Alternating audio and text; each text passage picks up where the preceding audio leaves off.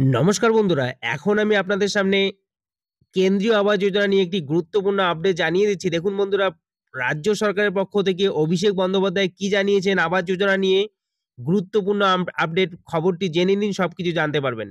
নিজস্ব সংবাদদাতা শিলিগুড়ি, কেন্দ্রীয় আবাস যোজনার টাকা না দেওয়ায় আজ জলপাইগুড়ি, কোচবিহার এবং আলিপুরদুয়ারের বিধ্বস্ত এলাকায় এই দুর্গতি অবস্থা। দেখুন আরো কি বলা হয়েছে, আপনারা দেখে নিন। আর যদি সেখানে সকলের সরকারি যোজনায় নিজস্ব আবাস যোজনার ঘর থাকতো, তবে এত মানুষকে হাসপাতালে ভর্তি হতে হতো না। ঝড়ে গুরুতর জখম হওয়া ২ শিশুকে শিলিগুড়ি নার্সিংহোমে দেখতে এসে একথাই প্রকাশ করলেন অভিষেক বন্দ্যোপাধ্যায়। রবিবার কয়েক মিনিটের ঘূর্ণিঝড়ে জলপাইগুড়ির বেশ কিছু এলাকায় ক্ষতিগ্রস্ত হয়েছিল। শিলিগুড়ির একটি নার্সিংহোম থেকে অভিষেক বন্দ্যোপাধ্যায় বাইরে বেরিয়ে এসে অভিষেক বলেন, আর যদি আবাস যোজনায় ঘর থাকতো, এই বাচ্চাগুলোকে হাসপাতালে ভর্তি হতে হতো না।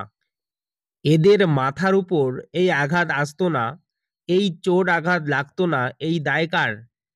এর দায় একমাত্র কেন্দ্রীয় সরকারকেই নিতে হবে। আর কেন্দ্রীয় সরকার যদি বলে টাকা দিয়েছি আবাস যোজনার, তাহলে কেন্দ্র সরকার শ্বেতপত্র প্রকাশ করুক। ওপেন চ্যালেঞ্জ জানাচ্ছি, ক্ষমতা থাকলে শ্বেতপত্র প্রকাশ করে দেখা কেন্দ্র সরকার। তিনি আরও বলেন, ঘর দুয়ার কিছুই নেই, সেই মানুষগুলোর গাছ থেকে বিদ্যুতের সমস্ত খুঁটিও উপড়ে পড়েছে। পাকা ঘর থাকলে মানুষগুলো অন্তত প্রাণে মরত না। এলাকার মানুষগুলো বলেছেন, তারা আবাস যোজনার জন্য আবেদন করলেও ঘর পায়নি। অভিষেক বন্দ্যোপাধ্যায় আরও বলেন, আমরা পরিষেবা দিতে বদ্ধপরিকর। এদিন অভিষেক ব্যানার্জির সঙ্গে ছিলেন শিলিগুড়ির মেয়র গৌতম দেব। অভিষেক ব্যানার্জি কোচবিহার, জলপাইগুড়ি এবং আলিপুরদুয়ারের বিভিন্ন এলাকায় কিন্তু ঘুরে দেখিয়েছেন এই বিধ্বস্ত এলাকাগুলি, এবং তিনি দেখার পর এই কথাই জানিয়েছেন আবাস যোজনা সম্পর্কে, এই মন্তব্যই তিনি জানিয়েছেন।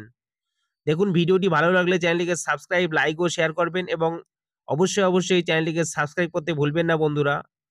পরবর্তী ভিডিওতে আবাস যোজনার নতুন আপডেট আসলে খুব আগেই আপনারা পেয়ে যাবেন। ধন্যবাদ।